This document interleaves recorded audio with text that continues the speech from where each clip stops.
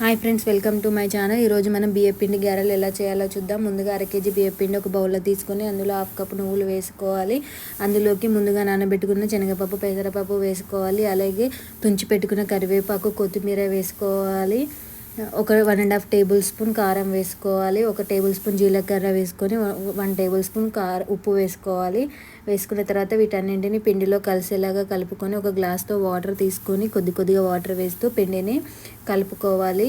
మరి లూజ్గా చేయకూడదు. ఒక ముద్దలాగా అయ్యేలా చేసుకొని ఇలా రెడీగా పెట్టుకొని ఇప్పుడు ఈ ముద్దను చిన్న చిన్న బాల్స్ లాగా చేసుకొని రెడీగా పెట్టుకొని ఇప్పుడు ఒక పూరి ప్రెషర్ని తీసుకొని అందులో ప్రెస్ చేసుకోవాలి గారెల్ని. ఇప్పుడు కడాయి తీసుకొని అందులో ఆయిల్ని వేడి చేసుకొని గారెల్ని వేసుకొని గారెలు ఫ్రై అయ్యే వరకు ఫ్రై చేస్తూ ఉండాలి.